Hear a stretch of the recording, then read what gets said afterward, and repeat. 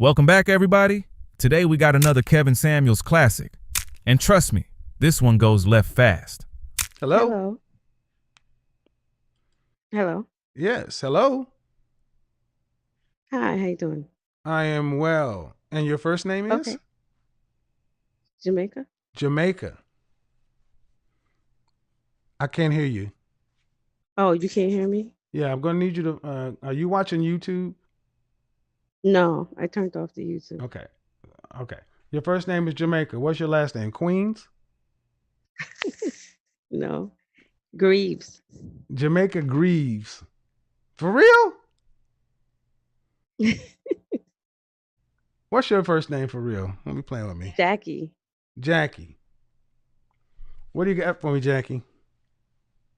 Oh no, I thought you was asking a question about it seemed like you had different questions that you was asking. You But cut. you were just asking the young lady about I first off, I was talking to a how young women lady date. about the show, but when I start talking to somebody, we got to have. Uh, okay, how old are you? 50. 50. All right, you're my age. Let's do this like we know how to do it. My name is Kevin, and your name is Jackie. Jackie. Nice to meet you, Jackie. Where are you from? Originally from Queens, New York. Originally from Queens, New York. Oh, so when I said Jamaica, Queens, it wasn't too far off. Where are you living now? Orlando, Florida. Orlando, Florida. Okay, so what did I get wrong on the topic of colorism, Jackie? Um, is anything wrong? I didn't hear the whole thing, but I personally do know men who have said they prefer a lighter woman, but me personally have not had a problem finding men. Okay. So I guess it's preference if that's their choice. Okay. So you didn't hear my broadcast? No, I didn't hear that part. I heard you asking the young ladies why Okay. Did you they happen prefer to women. catch the is this the first my first show you watched? No, I've been watching. I caught your show a couple weeks ago and I've been like binge watching and then did I sent it did to you my watch the friend. one last night? No. Okay, well last night I had a caller on and she was a 28-year-old PhD from Seattle who was going off and on talking about how she couldn't find a man because black men want white women and because of her dark skin. And in her own story, she had an 8 month relationship with a guy and a 3 year relationship with a guy, a father who is African who was trying to help her find guys in the community and guys in the community trying to holler at her through her father. So basically proving that it wasn't her skin, it was her attitude. That's what started Okay. this whole show. And you say that you know that people have preference, which they do. But has yours dark? Has are you a darker skinned woman? I think that's what you said.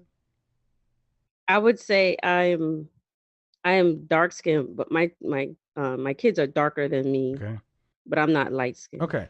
All right. So you said it hasn't prohibited you from uh, romantic success. It hasn't hurt Say you. that? It hasn't hurt you finding a man, right? No, no. Okay. So, But I do observe that some men some men do have a preference that way, but well, yeah, of course, everybody has a preference. You got a preference too, though,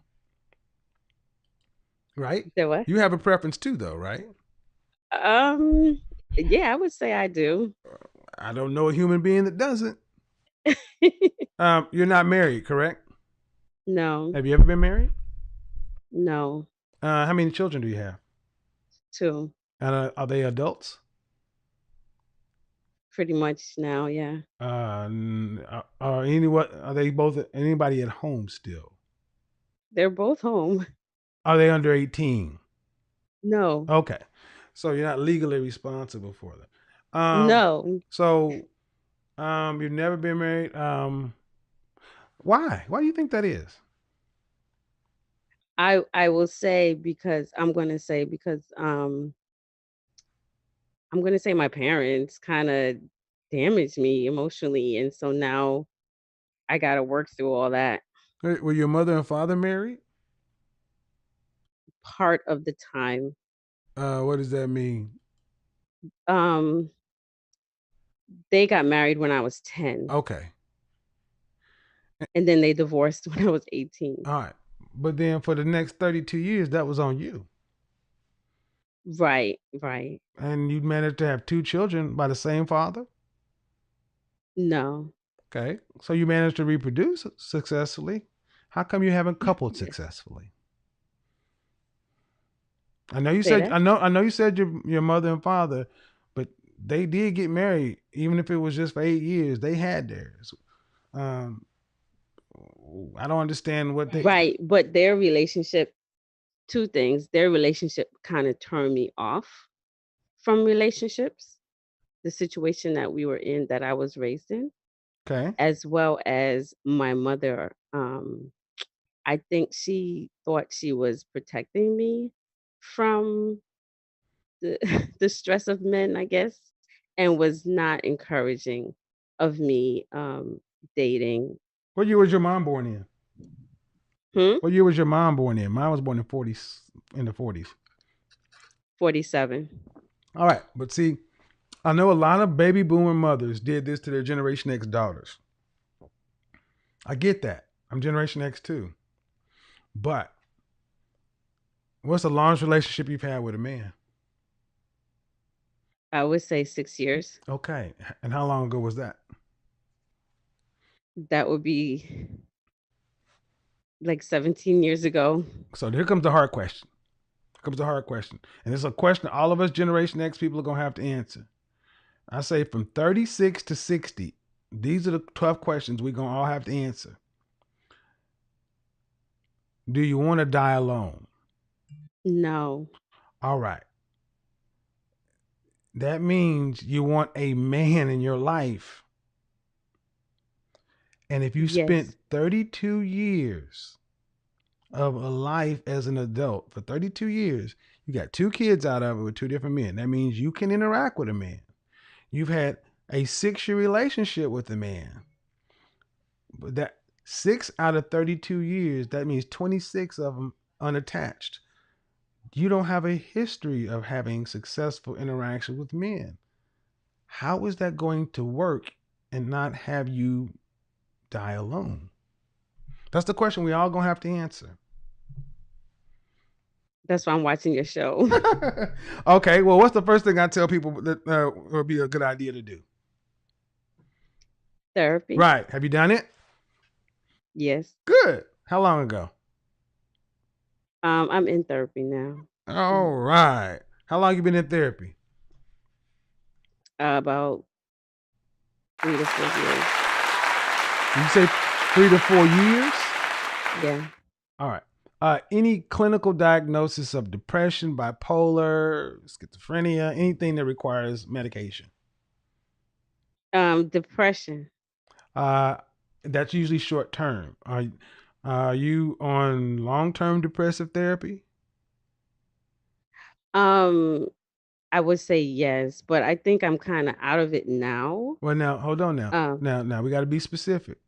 If you're on right. long term depressive therapy, that means you're actually under the care of a physician and you prescribe medication. You can't determine whether you're in or out. This is a medical. I've never taken All medication. right, that's why I say that it matters. Have you actually seen a clinician that could prescribe meds?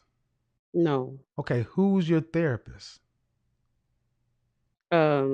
A therapist. She's a professional therapist that I.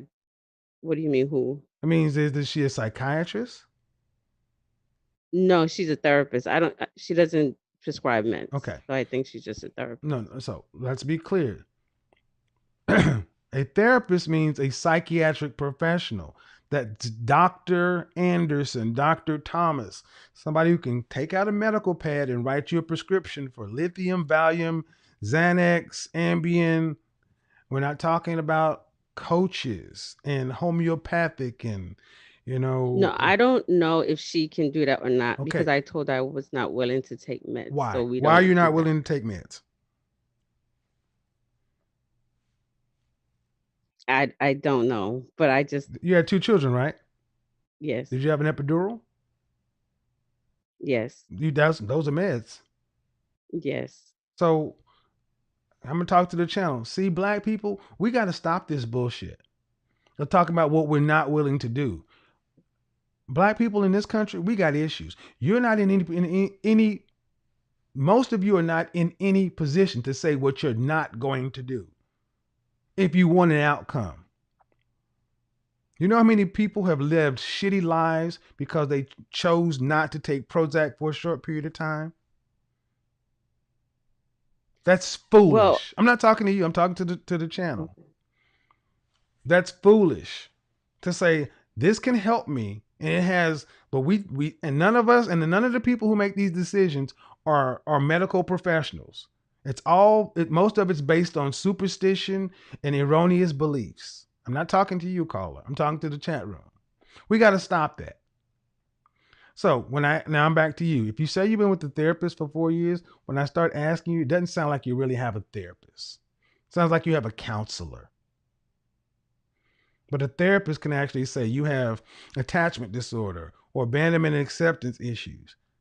And they can actually diagnose you with clinical depression and prescribe medications and things like that if necessary to help you get from one place to another. And how did we get here? You say you've been with somebody for 4 years. In 4 years, there should be progress. yes, we observed progress. Yes. How are you marking progress? My willingness to do certain things and to accomplish certain goals. All right, so let me go ahead and just be a little bit more tough. I had a caller the other day say the same thing. She's been in counseling for 4 years. Yet marking progress is in your relationships with other people. That's how progress is marked, not in deciding to eat Brussels sprouts. Life is about people, and you don't come across as a person. When was the last time you had a date with a man?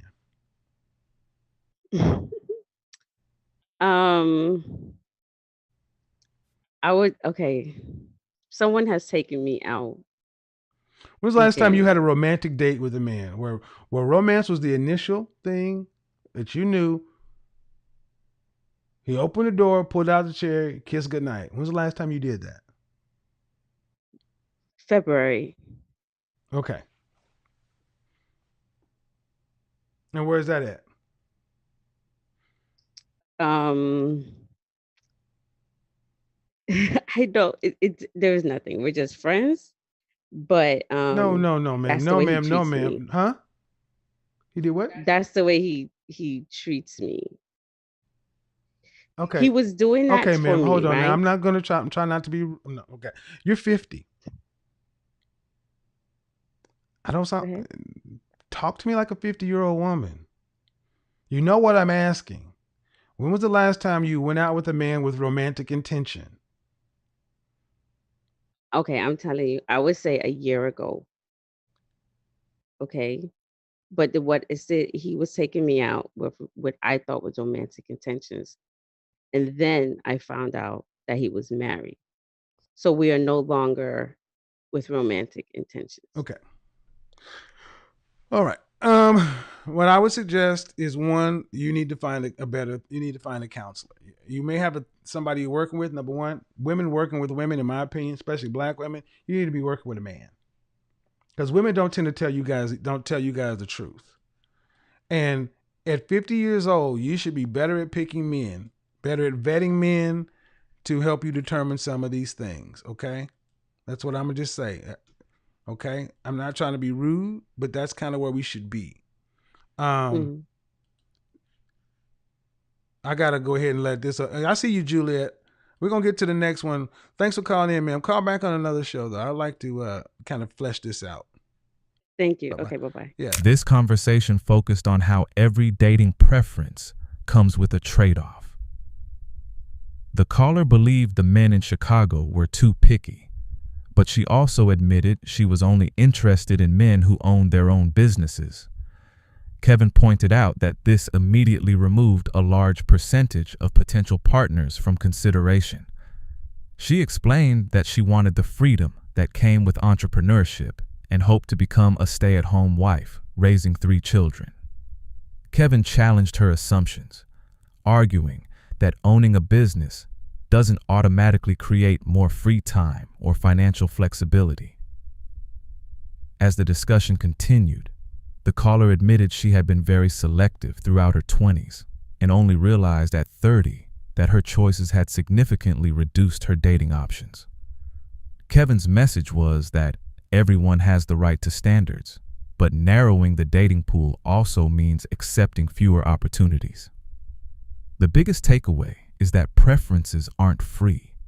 They come with consequences, and understanding those trade-offs is part of making realistic relationship decisions,